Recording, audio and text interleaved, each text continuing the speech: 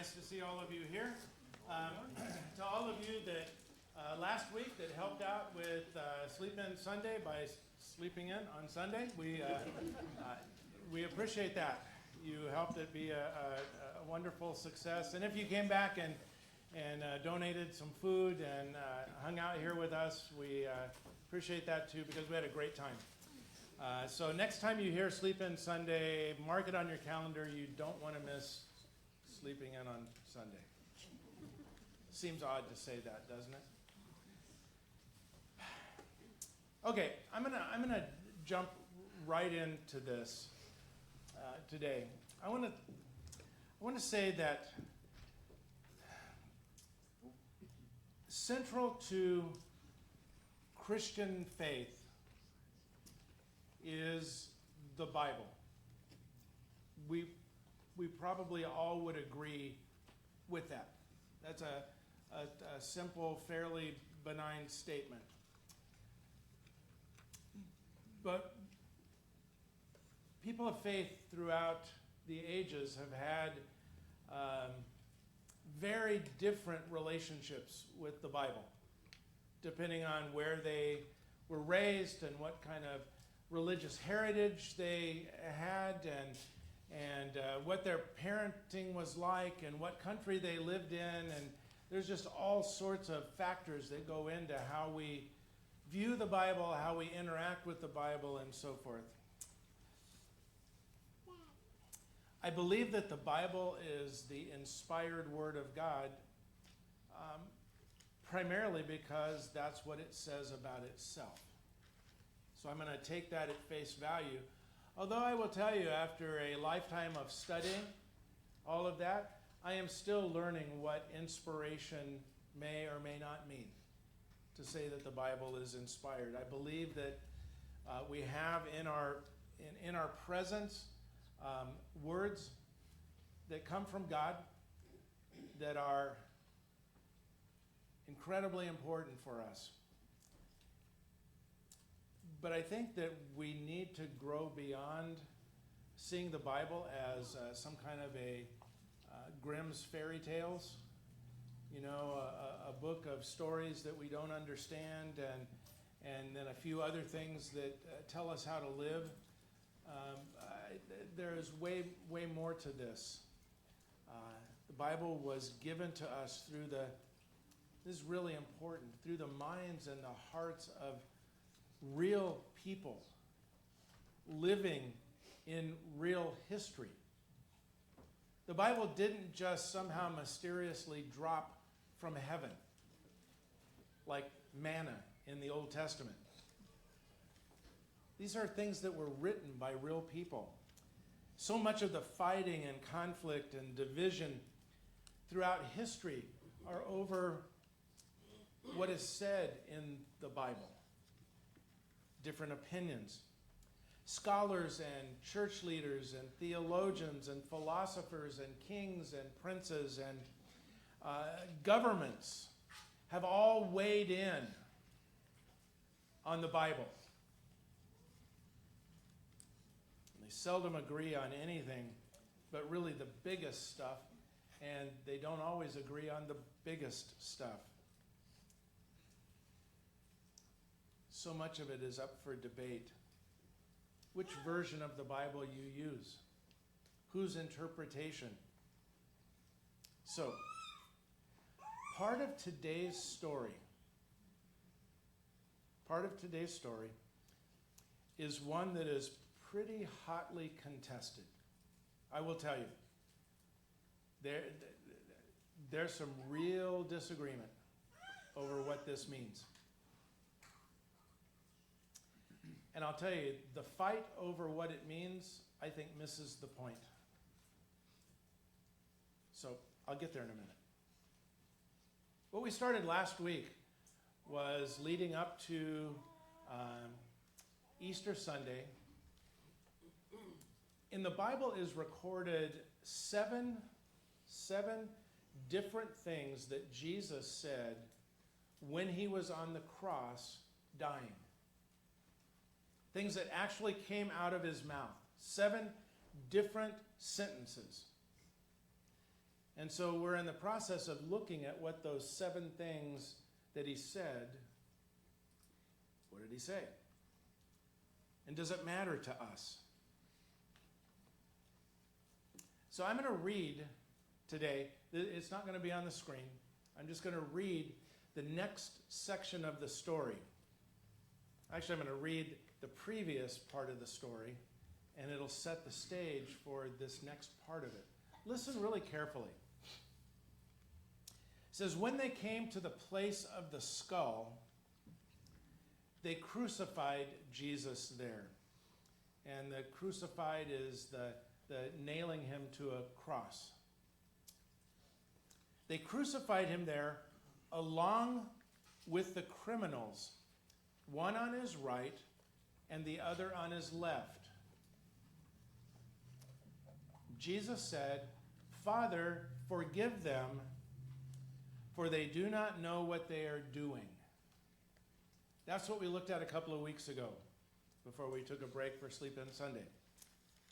Father, forgive them, for they don't know what they're doing. And they divided up his clothes by casting lots, rolling dice. They got to take what he was wearing. The people stood watching, and the rulers even sneered at him. They said, "Ha! He saved others. Let him save himself if he is God's Messiah, the chosen one." The soldiers also came up and mocked him. They offered him wine vinegar and said, "If you are the king of the Jews, save yourself." There was a written notice above him which read, "This is the King of the Jews." One of the criminals who hung there hurled insults at him. "Aren't you the Messiah? Save yourself and us." But the other criminal rebuked him.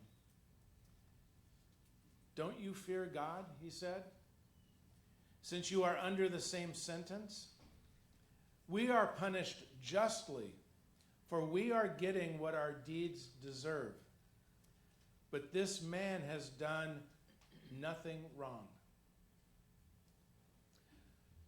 That's a story, or at least a portion of a story, that most of us have heard before. We see it played out certainly in Christian churches leading up to Easter every year. It's the story leading up to Jesus dying on the cross. The one I'm reading from is from Luke chapter 23. There's another one that is there also, a little different. But let me show you something. Okay? Let's look at that first slide, Larry.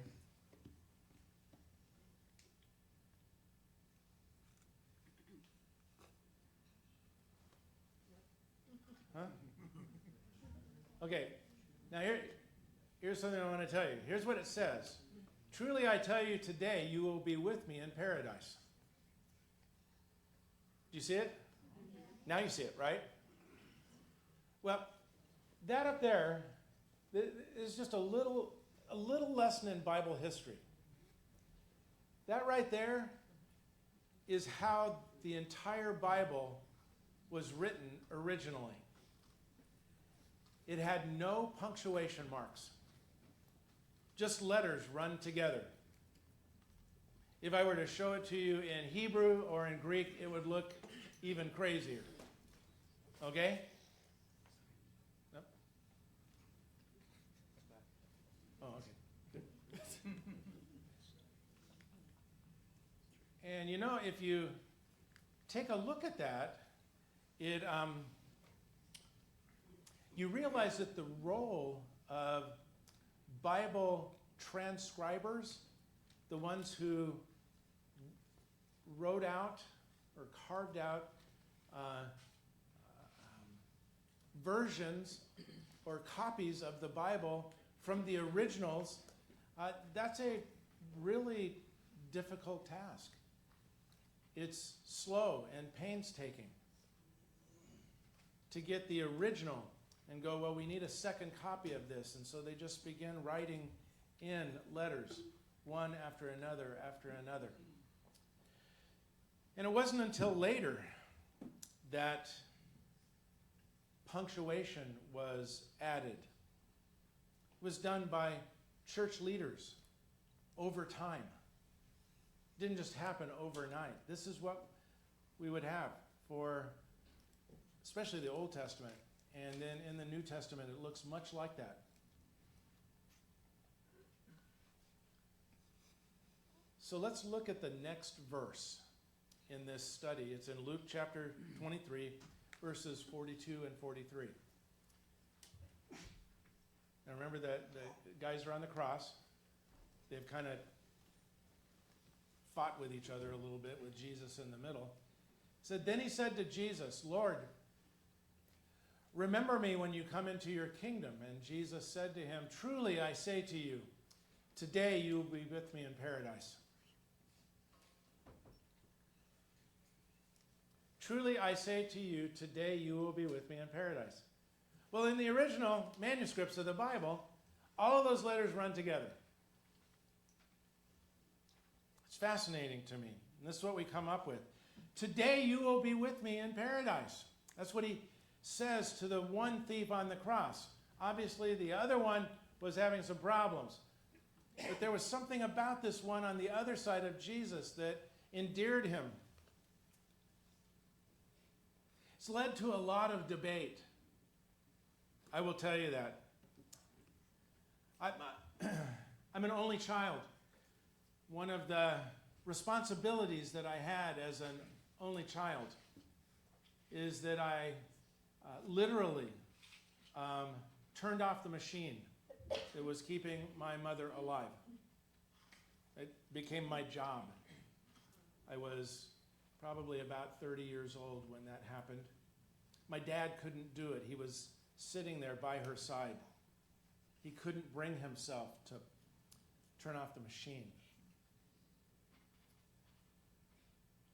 I didn't get to have any conversation with my mom before she passed away. We lived 2 hours north. I got down to where she lived, and she was gone, except for the machine.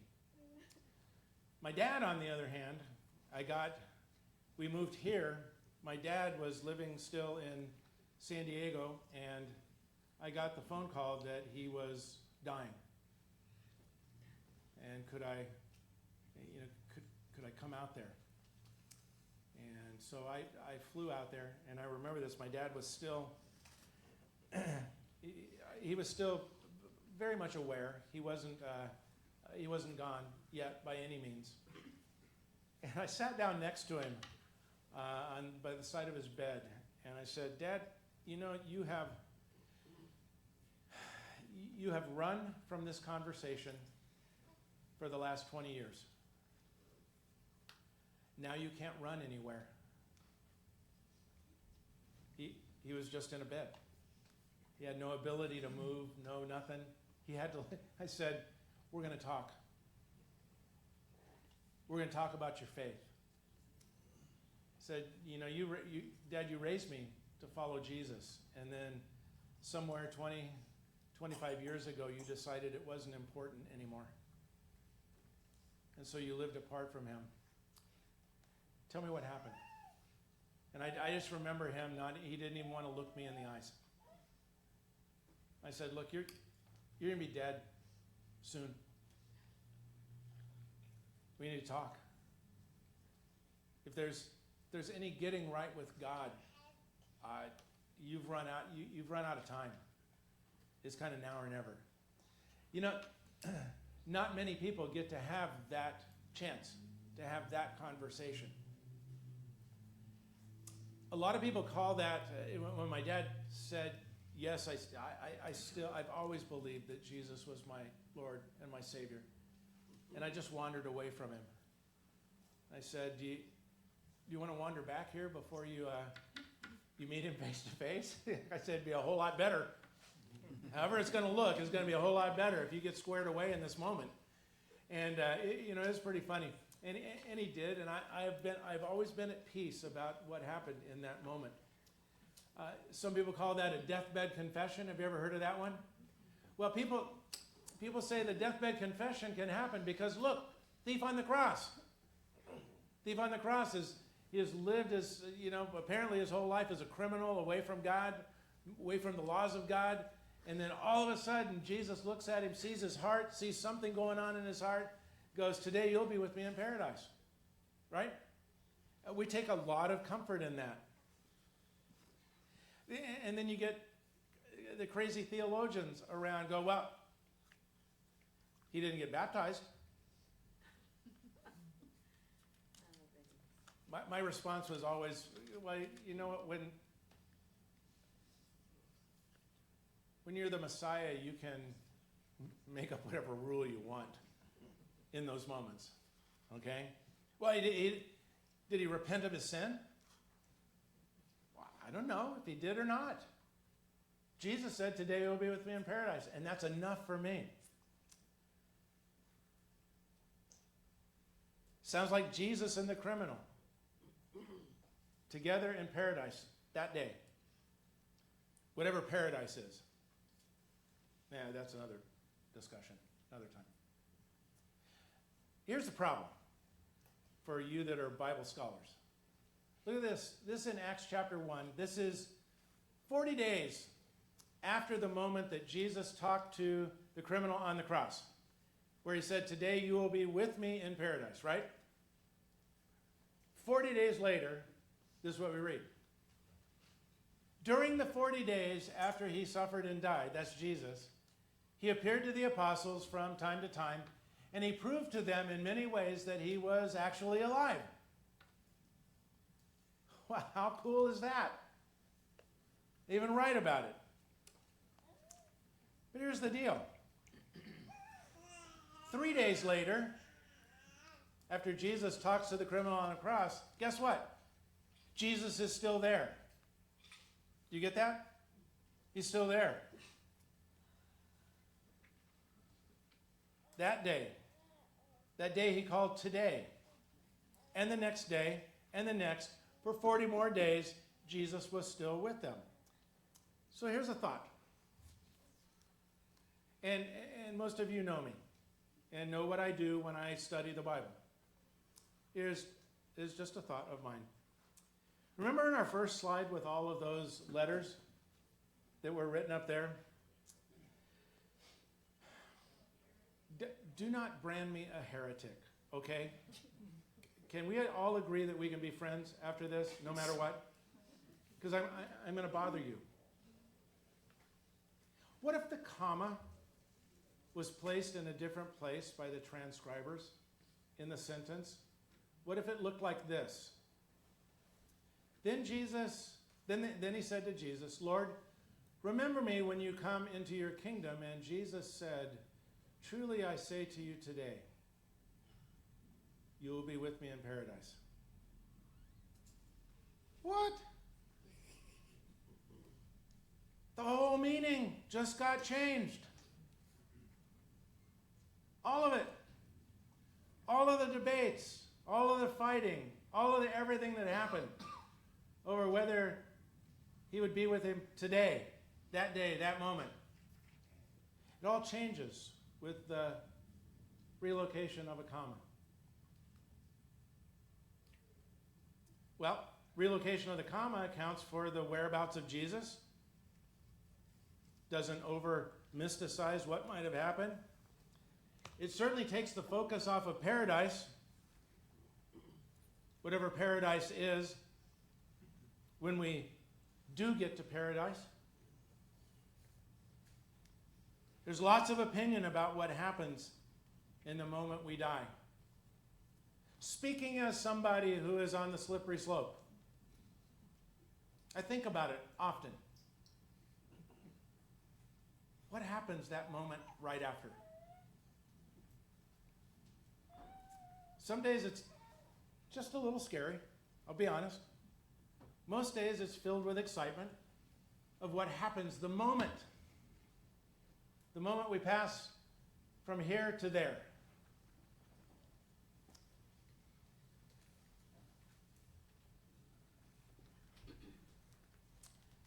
I would just say that I think when we turn all of our attention in this passage to, well, Jesus said that that day he would be with him in paradise.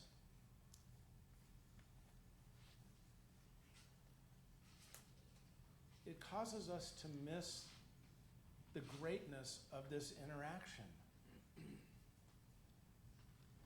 The emphasis on this passage should not be on today. The emphasis on the passage should be on the "you will be with me." That's the greatness of this interaction. He looked at the criminal and said, "You will be with me. Wherever I go, you go. Whenever it happens, it'll happen. You will be with me. I am telling you this today. You will be with me." Can you imagine just a little pause in Jesus' voice, in the syntax of his speaking and of the writing? Said, "George," I don't know what his name was. "George, I'm telling you this today. We're hanging on this cross, these crosses together. We're in this together today. But I'm telling you, you will be with me. You will be with me." Do you not want to have that said to you? Is that not the greatest line ever? You will be with me. The two criminals represent the majority of people these days. People with or without faith. And their interaction with each other, from one side of Jesus to the other, and with Jesus in the middle, speaks volumes about our condition as human beings.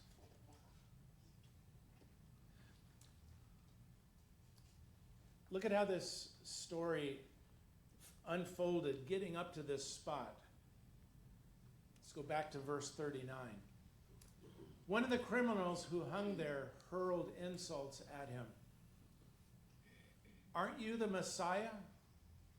Save yourself and us." But the other criminal rebuked him. "Don't you fear God?" he said. "Since you are under the same sentence, we are punished justly, for we are getting what we deserve. But this man, this Jesus, he's done nothing wrong." The first criminal doesn't care that he's getting what he deserves. That doesn't matter.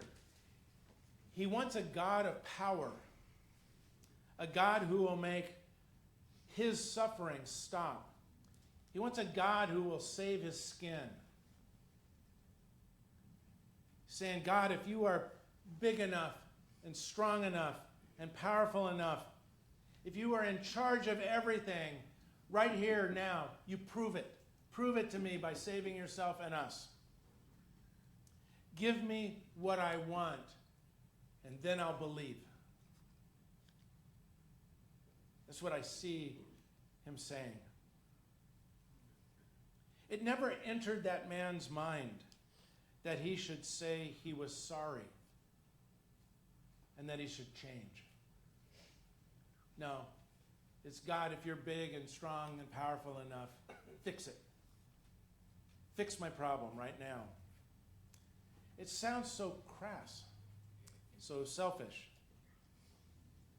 But I think that is where so many people are at today. I hope not you. But there are people who have been trying to tell God what to do for ages. Telling God what to do on your terms, your agenda. In your anger, you try to make God afraid of you. But instead, we should be begging for mercy. We should be able to look God in the eyes and go, "Yep, we did it." I got to tell you, I was gonna put it on the screen, but I thought it would steal everything from this moment. I'll just tell you about it. It's one of those videos of somebody comes in with a camera and they go into their house and their house is completely destroyed. The sofa is ripped, lamps are down, it's just everything is torn up, and it pans across and it goes to the dog sitting there with stuffing half out of its mouth. And what you hear, you don't hear the owner saying anything, you hear what's going on in the mind of the dog, and the dog is saying, "Yep, I did it. I did it. Just me. Pretty good job, isn't it?" Yep. And then it goes around in the same look. I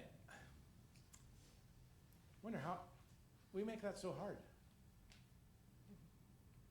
To look back at God and go, "Yep, I did it. That's me. That's me, the one that struggles at keeping your laws and understanding your love and treating others with kindness. Yep, that's me. I didn't do it. I didn't do that. I deserve what I'm getting." And then you go, this man, Jesus, he did nothing wrong.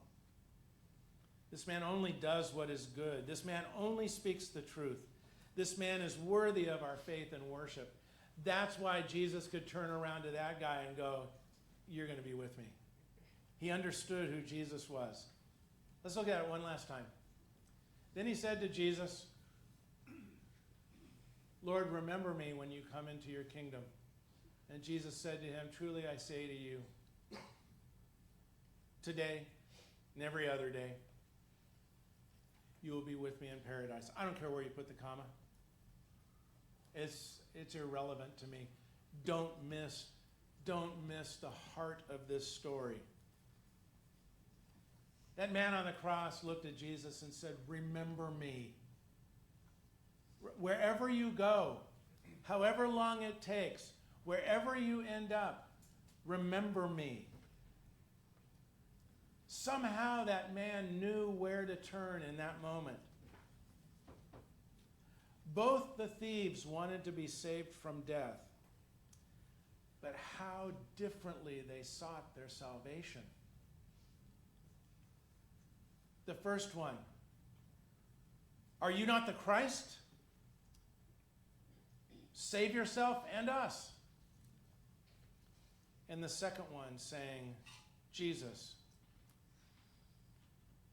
remember me when you come into your kingdom." There's a deep and profound difference between a demand that says, "Save me," and a cry to be held on to that says, "Remember me." Jesus' response, "You will be with me." And I just got to ask today, is that what he's saying to you?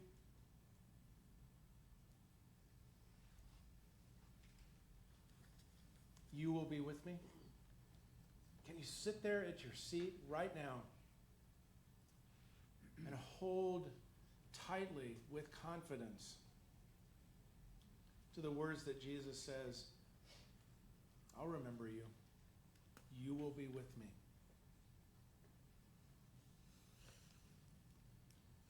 You don't have to wait to get to a deathbed. You can do it right now. Please remember me. You see, I think Jesus is still speaking to us today. For me, I kind of like moving. I love this story when I can focus on the remember me part. But today is not the point. The today in this story is not the point. You and I can be with him. Today, tomorrow, now, forever, on earth, in heaven, in paradise, in sickness and in health. Ooh, that sounds like a wedding ceremony. In suffering, in death, in health, in life, and everywhere in between. How's that sound? Does that sound good to you today? That's the offer that Jesus extends to you from the cross also. Same offer. It's up to you to take it. It's what the cross means. Don't forget it. Whoa. Didn't fall forward. Hey, you woke up. That was really good. Okay. Whoa. Good. Don't miss out on the moment.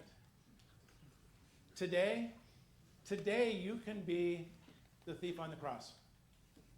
How cool is that? You can be the thief on the cross right next to Jesus on the cross.